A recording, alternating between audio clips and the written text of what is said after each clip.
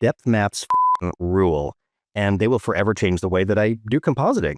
And I don't mean to sound dramatic, but you could add smoke and use the depth map as a holdout. Simple haze is made easy by this, and even more intense volumetric integrations become child's play. Your particles can surround your subject now. You can put a big stupid text behind your characters, but more, these maps can be sourced for gradient light that seem to move through the very space of your footage. As a camera blur channel, as displacement maps to convert your footage to 3D, for relighting maps, and a whole bunch of other stuff you probably haven't even thought of yet. So you should, definitely be using them.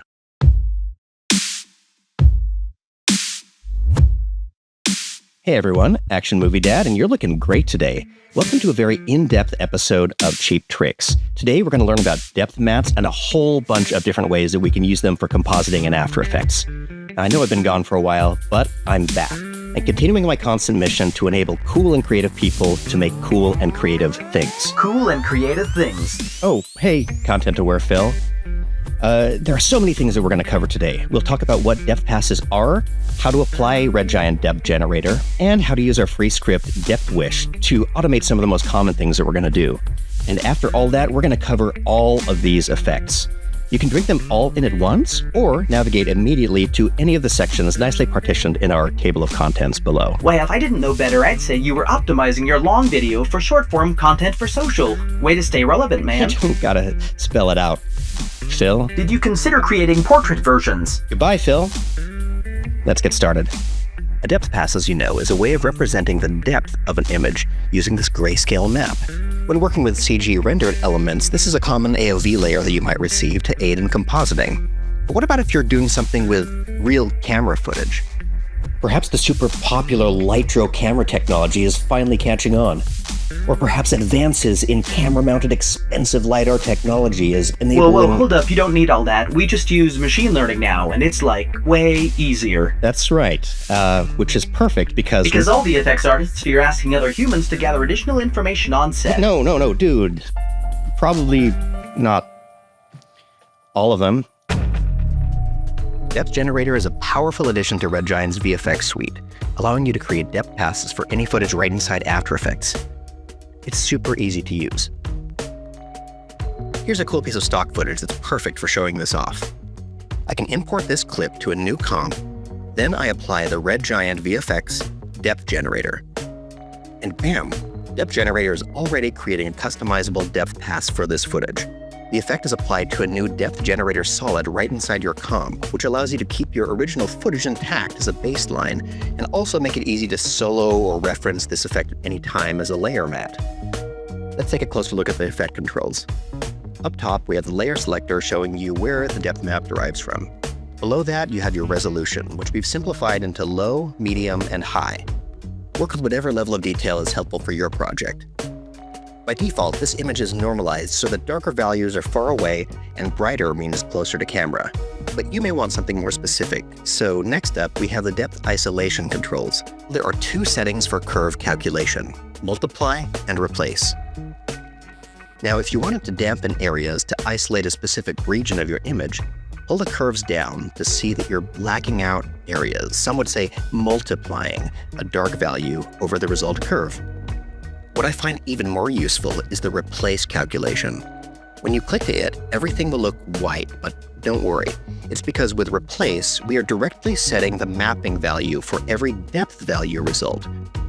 This means that if we apply a linear slope preset, we get the depth map that we expect, where close is mapped as bright, and the higher depth, far away, is mapped to black. The nice thing about this is it means that we can map our middle values all the way to 100% white if we want, and clamp the others all the way to pure black. Below that, you have the ability to offset your curve, like if your subject moves through space and you want to keep them isolated, and the ability to loop this curve result over a number of seconds. Use this to create fun animated mats or a dynamic displacement map that might do things like this. The team also built in some great post-processing options, some smart deflickering, and some smoothing settings to help with banding. Depth Generator uses an AI depth estimation model to give you these Z-depth passes.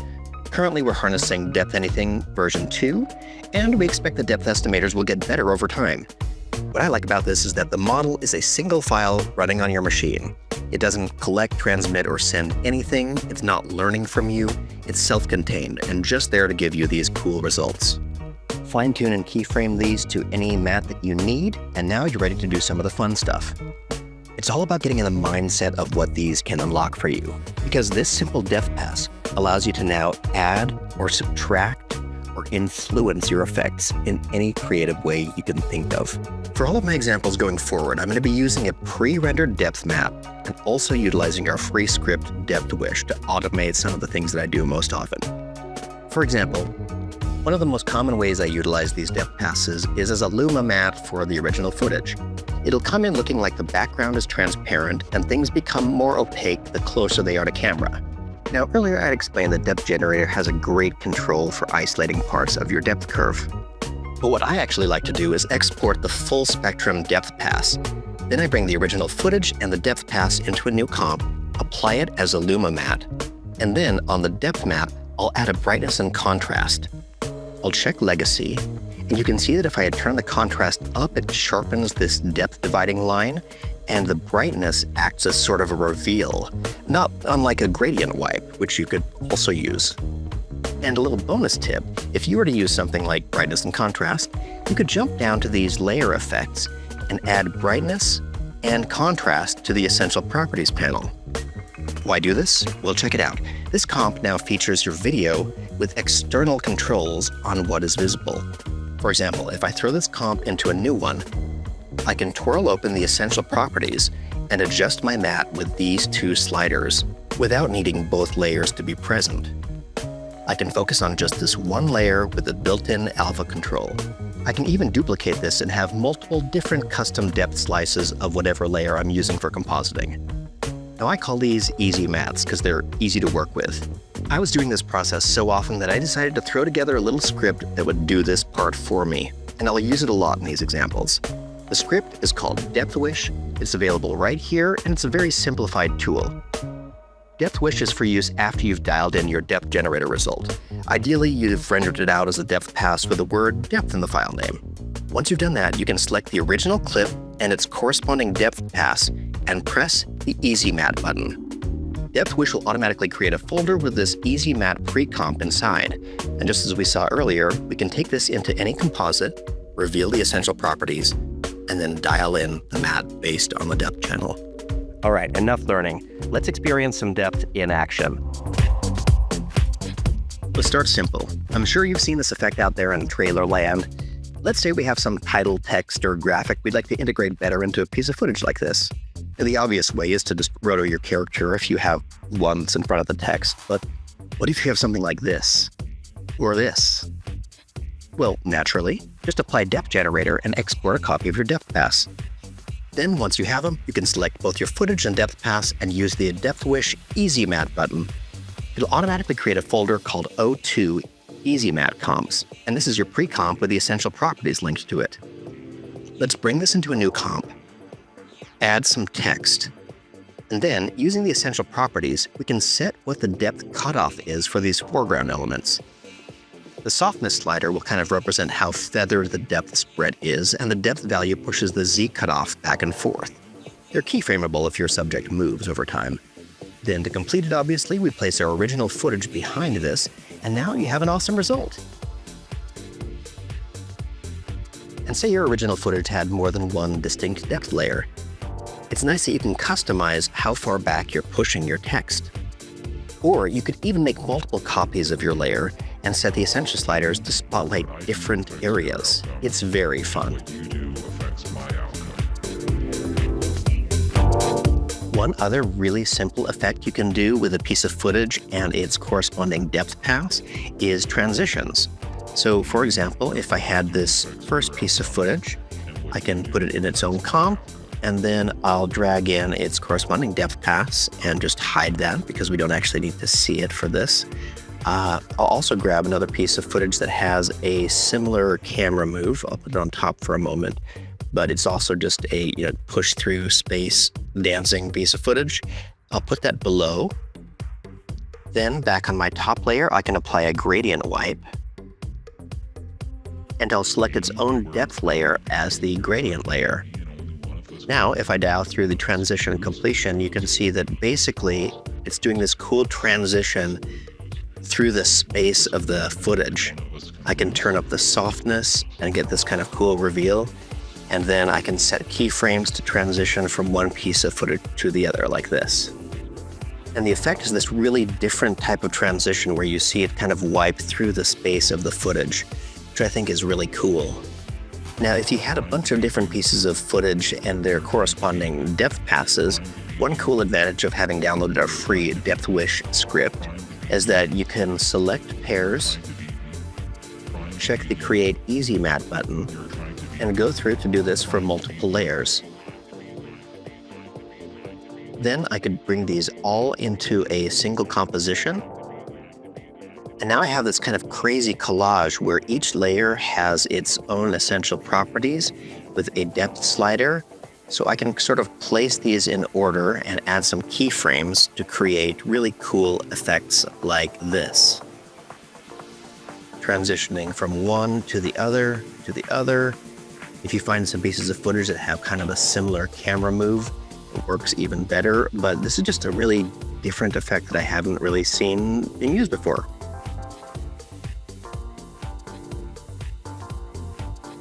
And while we're exploring some fast and easy effects to do, let's take a look at this pairing right here, a city and its corresponding depth pass. On the city footage itself, I can apply the camera lens blur. And for the blur map layer, I'll select its depth pass. Let's dial up the blur radius a little bit, and you can see immediately we have this cool, almost tilt shift kind of effect. I can adjust the camera focal distance like this and get this really cool miniature city looking effect.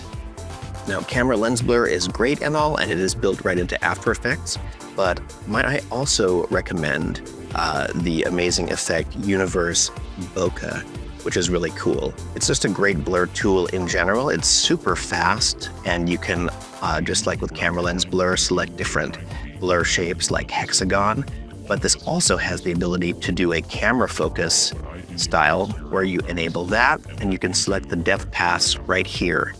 And now, using this focal length slider, we can use the focal length to add these beautiful bokeh effects to do this cool tilt shift blurring to footage to make it look like a miniature city or whatever kind of cool effect that you're going for with this. Or check out this landscape. So we can really quickly make it look like a bee's point of view or something going through this miniature forest with a really narrow depth of field. Anyway, obviously a very favorite and fun effect to do that requires barely any work at all. And while we're on cities, let's simulate this really cool rolling blackout effect, basically using a transition wipe from a bright version of the city to a darkened version of the city. Just like with all of our other effects, let's assume that we have our city footage and a corresponding depth pass rendered from Depth Generator. The first thing we need to do is create a dark version of this city. And I'll show you how I go about doing that. First, I'll go ahead and track the camera. I'll hold down Shift, and then I'll kind of lasso some of these points that are sort of along the ground street level in this footage right here. And then I'll say create solid and camera. I'll take this solid and kind of adjust it to be sort of at the same angle of the street grid right here. I'm also going to move it a little bit and scale it up. And I'm going to rename this floor because I'm going to use my other free script, the normalized track script, which if you don't know, basically you just create a ground plane like this after you've tracked some footage, click the normalized track button, and it looks like nothing has changed, but really what it's done is it's kind of made the scale of everything really nice behind the scenes. Anyway, I'll hide that for now, and let's start duplicating the nighttime look by adding a new solid. And then I'm going to add some universe gradient ramp. Let's just slide this over for a second.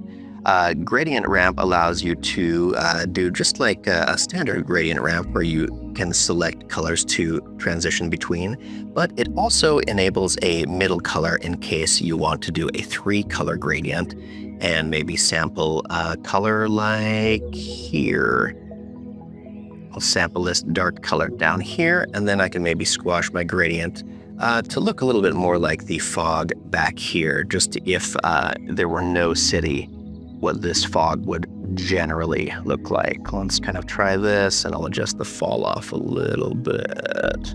And now on my city footage, I'm going to add the toner effect, and I'll actually sample my gradient that I just created for these levels right here. So it's kind of cheap, but it just makes the city all dark like that.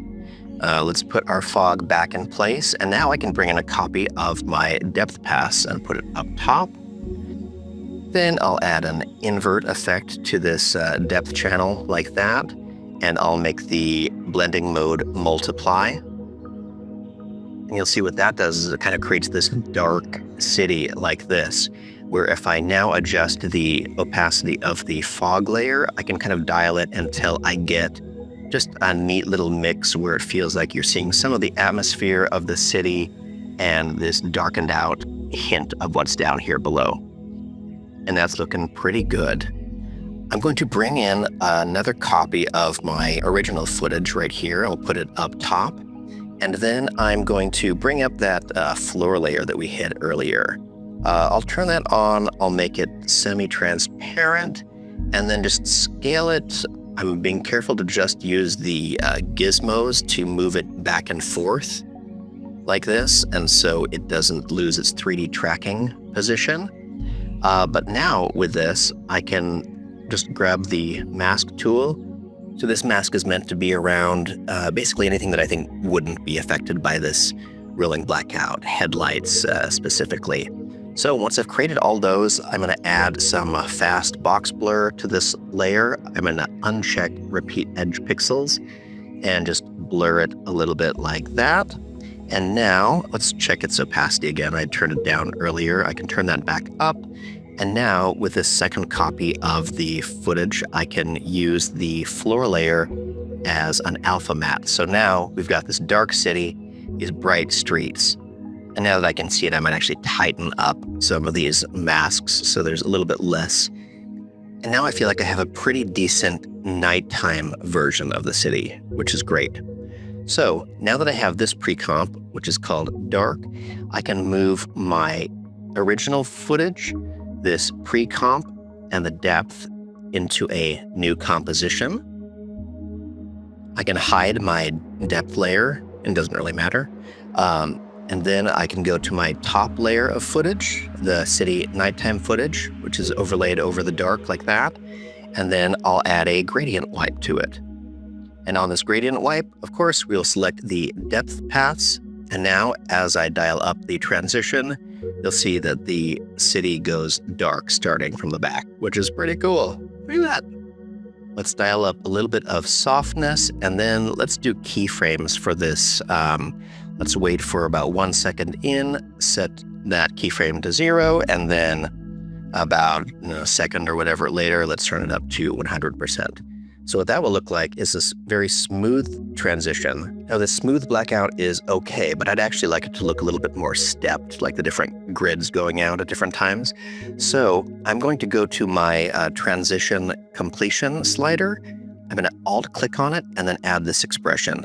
Posterize time, let's say to maybe 6 frames a second. We'll try that. Then I'll put a little semicolon and then type value. And what that'll do is it'll return a kind of posterized version of this slider. So watch. Boom, boom, boom, boom, boom. And you can adjust the posterize amount if you want more grids. You can increase the number so there are more little sections that go off, or you can make it a lower number like 3 and then probably just get some big boom, boom, boom sections like that and adjust that as you see fit. Check that out. Add some nice sound effects, and now you've got a great shot for an international thriller or the punchline for someone trying to figure out what a light switch does. The mattes the depth generator creates are basically built to add smoke to your scenes. Take this cityscape. I've pre-rendered its depth pass, and I'm bringing both into my comp. Now I'll create a solid and throw some fractal noise in it. I'll find some kind of cloudiness that matches the rough scale of my comp, and then maybe add a time expression to the evolution, and some transform keyframes if you want your fog moving or scaling. Create this however you want, but now watch as we go down and tell this solid to use the depth pass as an inverted luma matte. It's using this depth layer even though it isn't visible. And since it's a luma matte, I could add some levels or brightness and contrast to the depth pass and use that to alter how visible or thick the fog is. You can take this look one step farther by adding an adjustment layer, then adding universe compound blur and choosing that depth layer with its effects and masks as your blur layer. Under mask controls, go ahead and select invert mask. Now, not only is your fog more visible as it goes further back into scene, but it also diffuses your footage layer. You could also use After Effects' built-in compound blur, but I really like Universe's because it automatically repeats the edges and also gives you a whole lot more options here. And hopefully, if you know me, you know that I am holding back because I haven't even brought up Super Comp yet. With Super Comp, I don't need this adjustment layer. I'll delete it. Then I'll make one little change. Instead of using the layer matte option for my fog layer, I'll use the set matte effect to use the inverted luma from the depth matte. And I'll be sure to include the effects and masks. Now I'll select my fog layer and my footage layer and go to Effects, RG VFX, Super Comp. Here in the Super Comp interface, I can add that blur back by clicking on this plus and going to Blur Behind. And now we've got that same great effect. But I could also add the haze effect, which blends the background color into this fog layer with a blur radius, so I can make things look more unified. Now let's add some diffusion to make that light scattering a little bit more real. And if I wanted to go even further, I could add a volume fog, which can make my fog layer have light rays. I can adjust the center point, the intensity, and diffusion to give me the look of these cool streaks. The crazy cool thing about Super Comp is that you're getting these awesome looks from just 2 layers. And in fact, we did this the long way. If I clear out the effects on this fog layer, you can see that when I go to the plus button, I could also go left to the presets, where there are many great pre-mixed blending options. For example, under translucent, we have dense mist or light smoke. And with just one click, we're adding all 4 effects to this layer, where we can customize and tweak them to our heart's desire. And who says this has to be just fog? Why not add some color correction to the original footage layer and make this feel like it's underwater? Adjusting the color of the layer below in Super Comp propagates it right through the other layers, so all these great atmospheric looks can dynamically respond to whatever you do to your footage. Now, just to recap and remind you how simple it is what we just did, I'm going to do it again in real time. We created a comp with our depth layer and original footage. We created a solid with some low contrast fractal noise. Then used the set matte effect to use the depth pass's luminance channel and invert it. We tell set matte to use the effects and masks of our depth layer. So if we add a levels effect to the depth layer, we can adjust how deep or visible the fog appears. Now we just select this fog solid and the original footage, right-click over to Effects, RG VFX, Super Comp, and in the Super Comp window, we press this plus button and add the dense mist preset to the fog layer. And we're there. You can use this easy workflow to add cinematic mist to your footage or create cool weather effects. And now remember, we're just using the fractal noise pattern as our fog, but we could do the exact same workflow with cool stock footage of fog or smoke. Have fun with it. You can make all sorts of immersive VFX composites when you have a piece of footage and its depth layer. And of course, the amazing resources available from our friends at Action VFX or Production Crate. These examples are all really fun and different looking, but with Depth Generator and Super Comp working together, they were surprisingly easy to create. Let's start by placing our footage in a new comp. Now, this camera's moving, so I'll run the 3D tracker on it. Not sure how that'll go because these subjects are taking up so much of frame. And yep, it definitely doesn't track great. So let's do a quick trick. I'm going to add a black solid and scale it to generally block out the bikers, but leaving the two edges mostly visible. Now I'll pre-comp these layers together and run the tracker again. And looky there, we have a track that works. I'll scrub to the middle somewhere and then shift select 3 or 4 of these points that represent the ground plane. I'll right-click to say Set Ground Plane and Origin, and then click Create Solid and Camera. And then I get this nice little solid on the ground. I'll use its gizmos to kind of slide it on the floor over to the center of the action. Then if I go back to that pre-comp, I could hide that black solid and come back, and now we have our track and the nicely tracked solid, which I'll hide for now. Because we're going to do lots of super comping, I'm going to use a little hack to make things easier. I'm going to create a null that is called 2D track. And for its position, I'm going to add an expression. So Alt-Option-click on the stopwatch, then use this pick whip to point to my tracker solid layer, and then add dot 2comp000. And now I have a 2D null that responds to the 3D tracking. And I'll come back to this. Next, over in the project window, I'm going to select the biker footage and its depth map, and then use depth wish to create an easy mat to bring into my comp.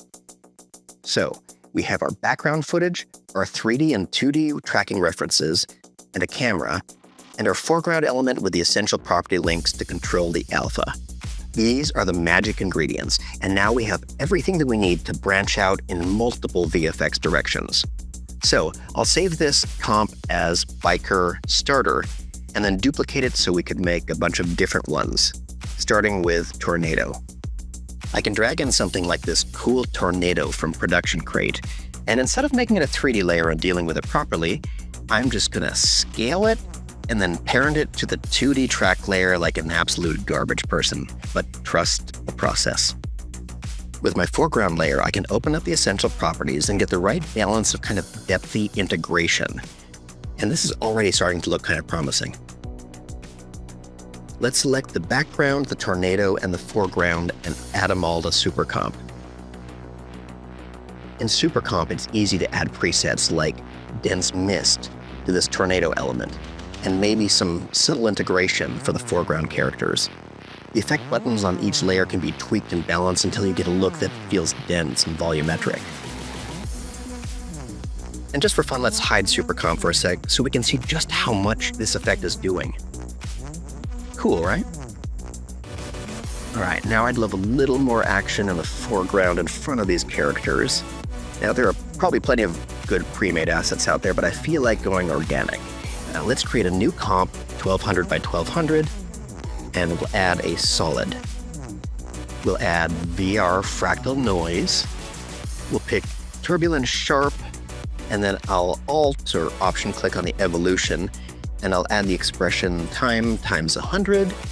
Then let's twirl open the transform settings and add an expression to the pan Y axis. Time times 50, and we're looking nifty. But let's make it 3D'er. CC Sphere.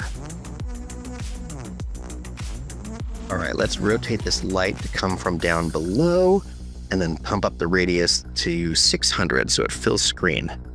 Lastly, I'm going to add an extract here and then choke in the black point and kind of bloat the softness. Beautiful.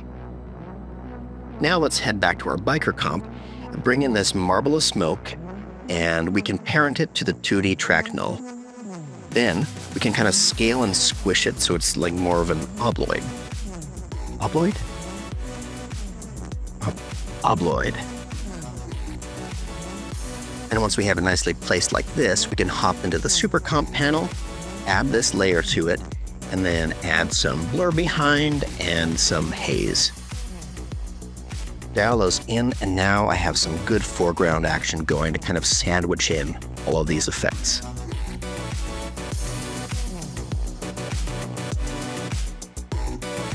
Last touch for this version is we could add an adjustment layer with Magic Bullet looks. I can dive into the presets here and then quickly preview a whole bunch of different looks that could help me push this into some new direction that I hadn't thought of before. So there's one look down. Let's speed run through some more. All right, to start, let's duplicate our starter one and we'll call this one Underwater. Now, similar to how we did with our fog layer, let's add a new solid that I'll call Water, and we'll just add some fractal noise to that. I can make the contrast really low. It's just something subtle with a teeny bit of texture just for some variance. Then I'll tint these to a slightly underwater kind of color palette.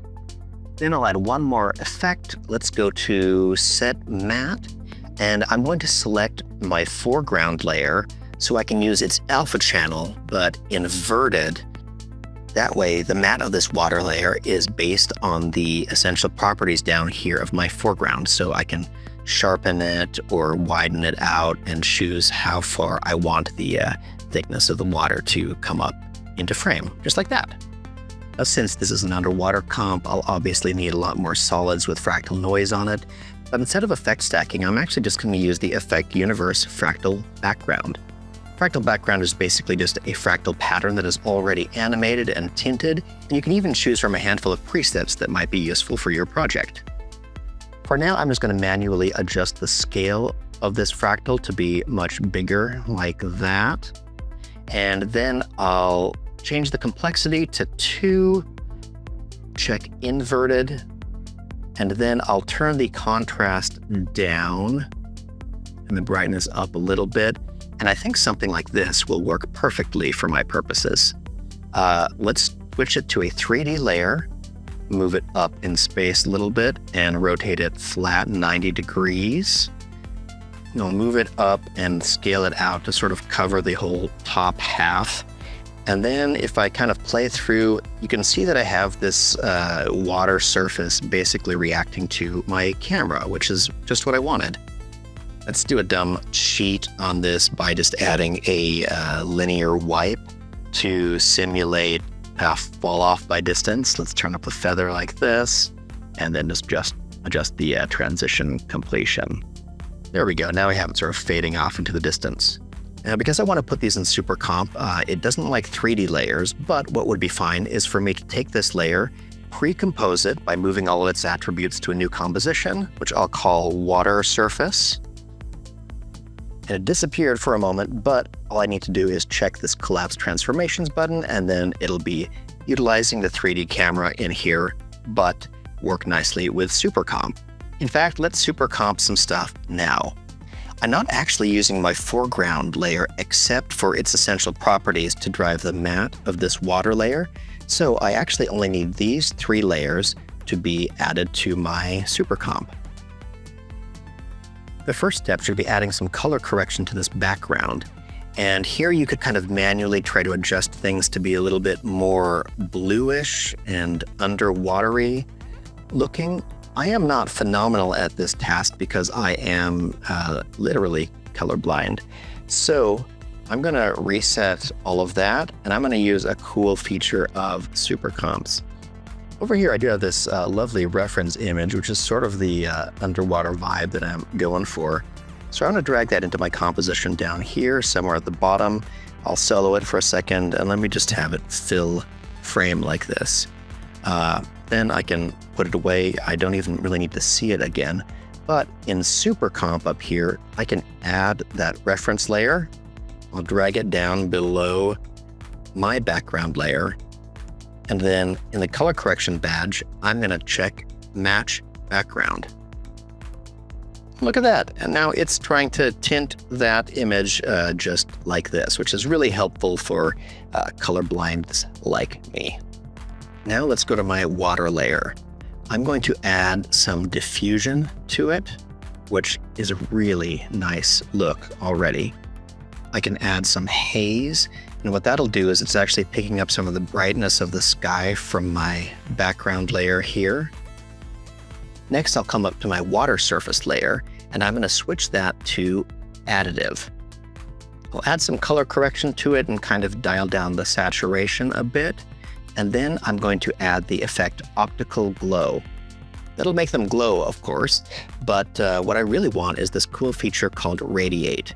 Now, if I dial that all the way up to 100, it won't be super apparent yet, but as I adjust the Radiate center kind of over to the left, and especially when I bring it up in Y, you can start to see that what it's doing is it's casting these beams of light down from this layer, which is really cool. And now working with a combination of the color correction on it or the amounts of the optical glow, I can sort of tailor this to the look that I want coming from the surface up here. And this is starting to come together kind of nicely. One issue is that the water is going in front of their faces, and the reason is because they're not actually an element in here. There's only the water layer, which basically is transparent to that area, so let's fix that. I can go over to my project and my Easy Matte comps, and I'll bring in another instance of these bikers. That way I can keep my original foreground layer working as the matte for the water here. And now in Super Comp, I can add that new foreground layer right here. So I have this coming in, and it's controlled by its very own essential properties right here. So I can decide how far back it's revealing characters and environment. But let's do one more linear wipe based sheet. Let's add a linear wipe on these foreground characters, have it coming straight from below and feather it a little bit. And so what we get is the things that are closer to camera are a little bit more visible, but they sort of fall off toward the bottom of screen there. And I can adjust that up as high as I would like and feather it as much as I would like. Then in Super Comp, I can go over to their layer, add some color correction, and click Match Background, and that should blend them in nicely to this existing comp. I could even add some volume fog to them now, so they could cast some shadows, and I can try to match the shadow direction to be sort of coming from the same direction that that sunlight was. And now I get this really cool cast shadow underwater look coming off of the top of my characters. I'll turn up the diffusion on that a little bit so it's a little bit more underwatery. And now as I scrub through, I'm starting to really like this underwater look. Let's top things off with a nice adjustment layer right up top. And we're going to add some Universe Heat Wave. Heat Wave is a great effect that allows you to dial up some distortion that couples with blurring in certain areas. So obviously you use it for like a fire or heat or something like that, but I like to use subtle amounts of it to sell any underwater kind of thing that I'm making. And to help unify my color palette, let's also add some magic bullet looks. I think browsing through the Blockbuster Cool category will give me some cool things. Oh man, I really like this first one already. Yeah, I just really like this first one. So I might go to its lens vignette and adjust it so the vignette's coming more from above, so it kind of darkens toward the water, and do something like this. And then let's just say, okay. And now look at this beautiful thing. Without the adjustment layer, it looks kind of like this. With, it looks more like that and more cinematic. So you can basically see that most of my skill relies on magic bullet looks. But since we're trying to move quick, let's call this Underwater 1 done and move on to some heat. Okay, I'll duplicate our starter comp and call it Fire. And this one's going to be ridiculously easy. Let's drag in this big gas fire from Action VFX. I'll scrub through it until the fire kind of gets going. And then I will move the anchor point so it's kind of down here near the fire's origin. Then I can take it and place it to scale it from the bottom. So I'll link it to my 2D tracker. And that looks about right. So let's drag that down behind my foreground layer. Next, let's open up our foreground essential properties.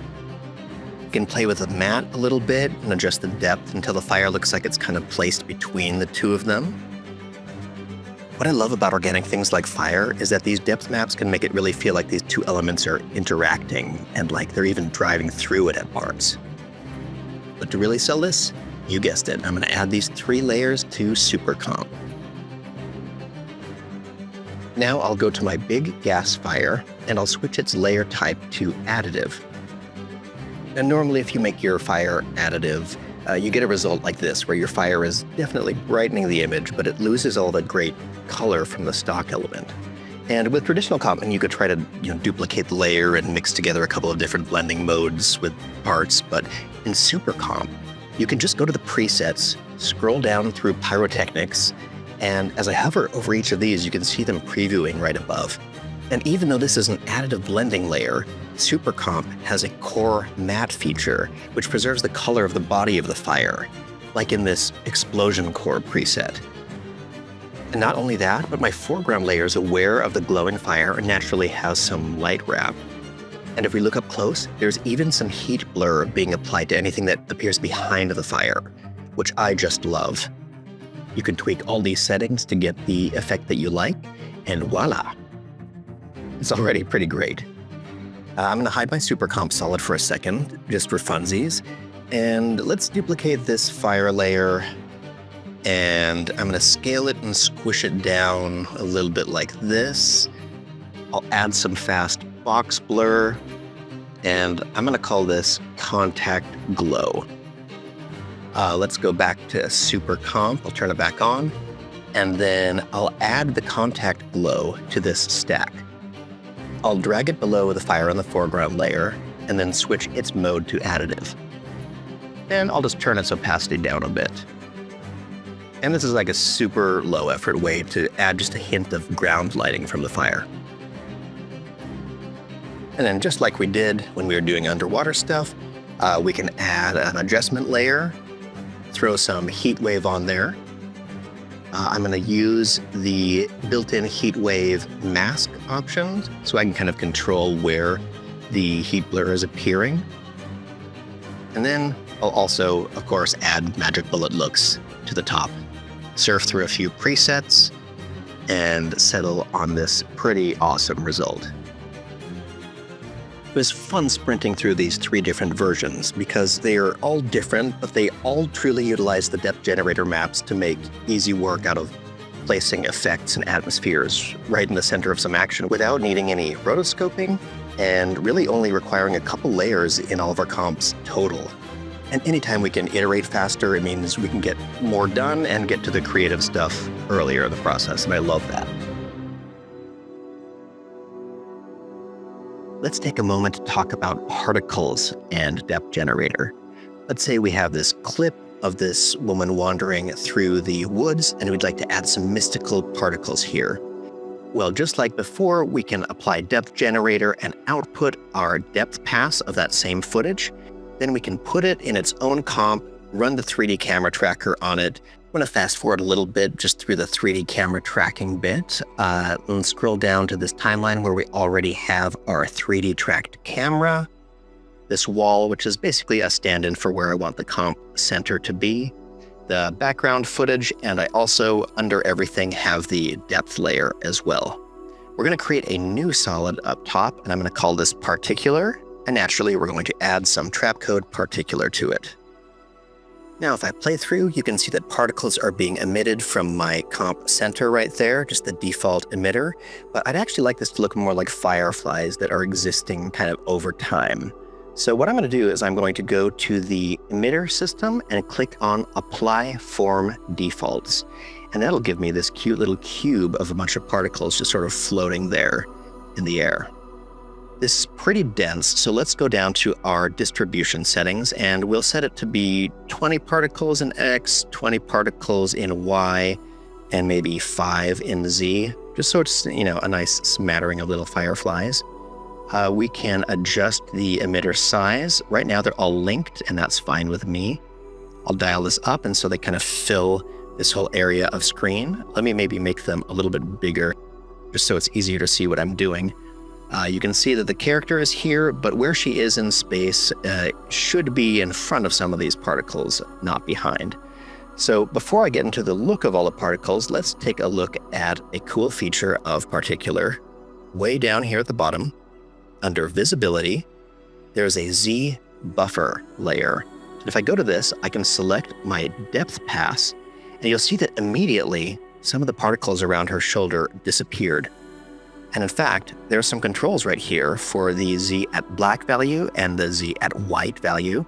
And as I dial down the black amount, you'll see that particles start to disappear based on the depth map. So you can even see some of them like going half behind her cloak right here and disappearing. And so now the foreground character will basically interact with the particles that are here, which is really, really cool.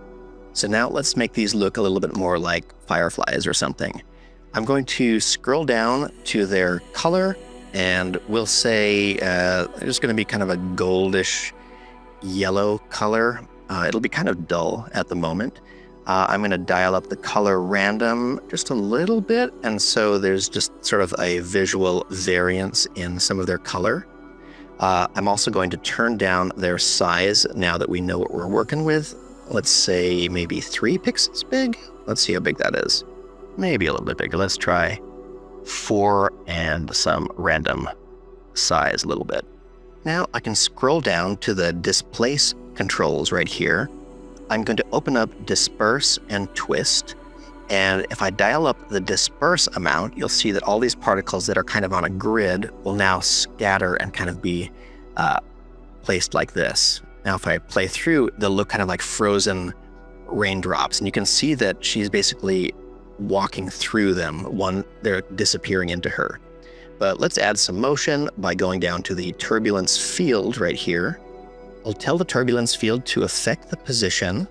Let's dial that up, and so we can sort of see the fireflies starting to move apart from each other like that. I'm going to change the fade in time to 0, so they're moving already at the very beginning of all of this. Then under the turbulence field controls, this is where I can control the speed of how much they're moving around. So let's set the evolution speed. This is a slow-mo clip, so let's try 10 to begin with. Now, as I scrub through, these particles are moving around a little bit. I think that's pretty mystical looking. I'm going to turn up their disperse amount just a little bit to spread them out a little bit more. I'm also going to go to the Z buffer and choke that in a little bit so the particles are pushed back pretty much all the way behind her for the most part. Then I'm going to duplicate my particular layer. I'll call these ones the foreground. And in this copy of particular, I'm going to go down and disable the Z buffer. I'll say none. So that'll put the particles back in front. But then I'm going to move up to the position of this particle system and bring it toward the camera in Z space like this. So these are some far foreground particles like that. Now, even though Particular does have some built-in controls for rendering with depth of field, I'm so in love with the look of Universe Bokeh that I'm actually going to use that for my foreground layer. And for whatever reason, I just really like my hexagon. So I'm going to select hexagon. I'll turn the blur amount up, and I'll also turn up this highlight boost. So you have a couple of beautiful bokeh particles that are just in the far foreground like this. So now some are in front, some are behind. And now we're going to take this particular layer, the other particular layer, and the background, and add these 3 to SuperComp. Let's go ahead and go to our main particles, and we'll go to the optical glow setting. Pretty extreme there. Let's turn down the amount and maybe turn up the size. So they're just really making this cool glowy field. Oh, maybe you can turn the amount down a little bit. There we go, that looks pretty mystical. And once I like that, I can copy this effect and paste it right on the foreground layer so they have a bit of that glow too. Maybe I'll add some diffusion as well. This is maybe too many foreground particles, so I'm going to go to my foreground system and just cut this down to maybe 5 by 5 as the initial grid, so it's a little bit more sparse. Yeah, like that. And now, using just these 3 layers, I mean, I guess this 4th, if you want to count the hidden depth pass, we get this really cool effect where we have the woman walking in front of particles without having done any rotoscoping. This beautiful foreground set of particles, they're all tracked with a camera and they look lovely. Just like many of my other comps, I will probably add a top adjustment layer and some magic bullet looks, so I can then just kind of hover over some different looks and then shout my way toward a perfect look for this firefly fairy forest scene. Depth passes can be used as displacement maps for their original footage. It's really easy. You just put them both in the same comp. We'll go to Effect, Distort, Displacement Map, and then for the displacement map, of course, we're going to select our depth layer. I'm going to tell it to use the effects and masks. I'll explain that later. And then we'll switch this to the luminance for both of these values, and I'll zero it out. And you can already see what's happening. If I go to my horizontal displacement and turn it up or down, it looks like a 3D turn of this footage. And in fact, this technique is used a lot for stereo conversions, which is pretty cool. The reason we selected effects and masks here is because sometimes it is beneficial to go to your depth pass and add something like a fast box blur. If you're just distorting horizontally, you can even switch this to just horizontal, add a little teeny bit of blur to your original layer so it's a little bit softer around some of these sharp edges. And you'll see that if I go back to my original layer and adjust the displacement, that these edges are a little bit softer now. But it really is a cool effect. You can even do something fun like adding a null object, setting its position to 0 and 0, and then adding expressions to your displacement map to link the X and the Y displacement to the position of that null. So now you can really just grab this null and move your whole piece around kind of like it's in 3D, which is pretty fun. You could add expressions to this or rotate your footage around and do weird little things like that. Let's start over with these two pieces of footage again. You just saw that we can use the displacement map function to displace this layer in X and Y. But what about Z? Well, Red Giant makes an awesome plugin called Mirror that I'm going to add to this top solid layer right here. It'll at first create this weird crinkly plane, but let me show you what we can do. If we go over here to its base geometry, we can change the size to XYZ individual and match the size of this to the size of our comp. Then we can go down to the material and tell it to be a smooth surface. Under texture, we can select our canyon layer, which will look like a crinkled up piece of paper with the canyon now. And then we're going to jump up to fractal. And here we're using a fractal to kind of displace this. Let's also create a new camera in here, hit OK. And now if I grab my camera controls, you'll see that I can actually rotate around this piece of footage. Let's cut to the custom view. You can see that it's this crinkly plane with a piece of footage on it. But watch this. In my fractal settings, if I go to the frequency for this noise pattern, I could turn it down to 1, so there's no displacement really happening. And then, under my individual amplitude settings, I can change the X displacement to 0, the Y displacement to 0, and then, for my amplitude layer, I can select my depth pass. And it's not super obvious yet, but watch what happens as I dial back the Z amplitude. Look at that! We're now extruding this piece of footage using its own depth layer. If I switch back to my camera view, one cool thing you'll see is that I can now move my camera around. I can angle it a little bit differently like this. And just like in the previous example, I can add a fast box blur effect to my depth layer, turn that up just a teeny bit. And then in mirror settings, I can switch my amplitude layer to use the canyon and its effects and masks. That way it'll soften up this depth map so I can even play back this footage. And look at this, you can move in, you can move the camera around and really see this thing in true 3D. I can go to my camera settings and go to the zoom and turn it way down. Let me just hide my back layers here and zoom in. And look at this. I'm changing the whole perspective on what this looks like. We could do our own crazy dolly zoom effect. Look at that. Zoom, zoom, zoom, zoom. Anyway, we're tight on time, and this is a really fun thing to play around with.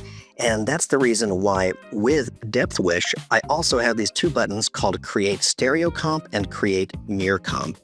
You'll see that if you have a piece of footage and its corresponding depth layer, I'm getting tired of saying that, you can select these two and then click on Create Stereo Comp, and that will create an anaglyph 3D version of your layer that you can control with this top null.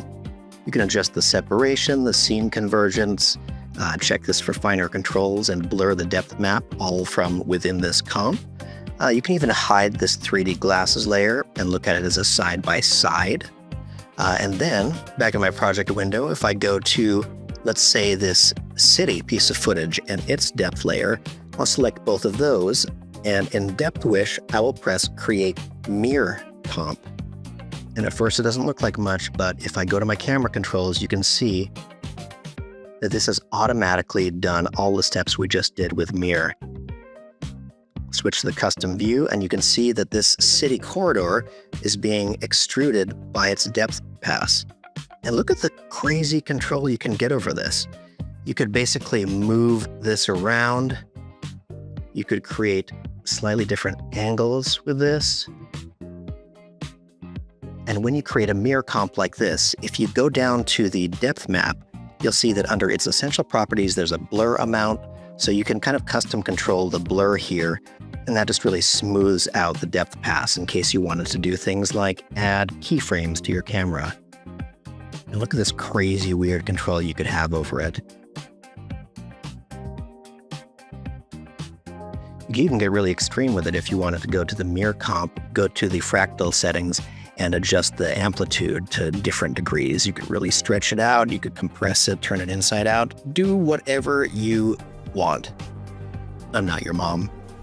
And you don't have to do just 3D displacement kind of stuff. You can use displacement maps for something like this. I'll actually take this depth pass right here, and I'm going to add tint to it. That should be a really easy way to do this. We'll map the white to 50% brightness, because most displacements leave gray right where it is. And then I'll also add some fast box blur to this, just so I can maybe adjust it later.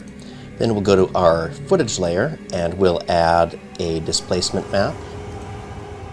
And we'll set that depth with its effects and masks, and we'll choose luminance for these channels. And then let me turn these both to 0 for a moment.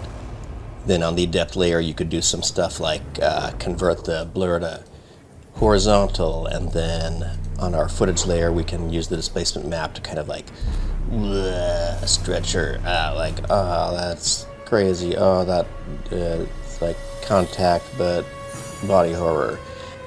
Or you could add an expression to your displacement amount, like wiggle, we'll say 120 by 50 or something like that. And then you can get this kind of like horror, Shutter, Fight Club, film gate freak out effect. I bet if we turned on some force motion blur right here, that might look kind of cool. Yeah, there you go. Your new Evanescence music video or something. I don't know. And unfortunately, my friends, we have come to the end of today. So I will leave you with this one last trick that we could do with this piece of footage and its depth pass. If we go to the footage layer, we can add CC Glass. Go to the surface settings and select our depth pass, and let's say with its effects and masks. For our bump map, turn the displacement down to 0, and the height maybe up to 100. Let's take a look at what else is going on here. I'm going to twirl open the shading and the light, and I'll switch this from a distant light to a point light and change the light height down to almost 0, really close to 0. And then, under shading, let me turn down the ambient. Now, let's turn up the properties of the effect light right here and grab its little handle. And look at what is happening now. we are actually lighting this scene using this little point light. The depth map is informing the CC glass layer as if it were a normal map, which is pretty awesome. But one other really cool thing about glass is that you don't have to use the effect lights. You can use AE lights. So as soon as I do that and add a light to here, let's grab a spotlight, let's make it white, and say OK. Now this may not look super obvious right now, but if I adjust the light to be really close to the image and then cast it far over to the side, let's go to its properties and turn up this light a little bit. It's literally going to act like a spotlight within this footage. Maybe a little bit hard to tell from just this alone.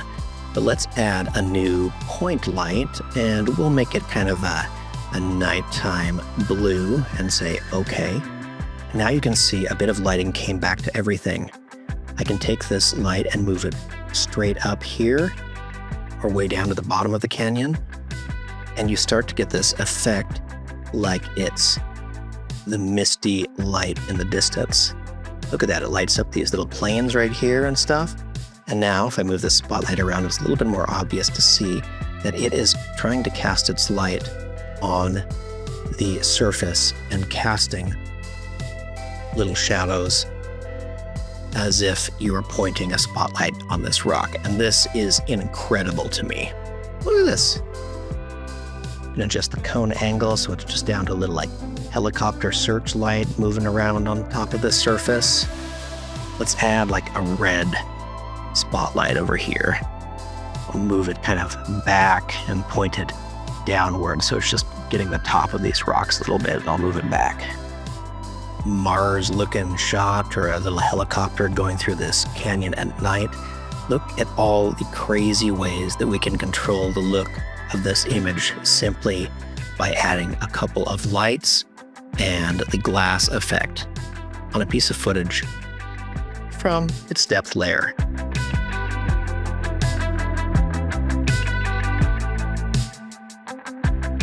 I know you might be itching to get started with some of these effects, and so down in the description below you can download some free project files. I just have this starter project file that has a handful of little things that I just shot on my iPhone that I thought could be fun and cute to test out some of these effects with it. You can see over here in the sources I've included all of my footage and my depth generator results so you can do some playing around with them. They're kind of fun. You can change this into this thing or do a little, see this embarrassing clip of me shaking a laptop, or just some other starter ideas to get you into the mindset of using depth generator to do some of this stuff. Here's me phasing through a wall. Here's a half-baked foggy cotton candy portal, I don't know. But feel free to use these, and also you can probably go to some resource like Pexels and grab just pieces of footage if you want to test this with. Just do like we did in the tutorial, run depth generator on them, and then you can use this updated depth wish script. And I hope that you're able to incorporate depth passes into some of the compositing you do. I would love to see the results, and I hope that you have a fun and exciting time creating. Cool and creative things.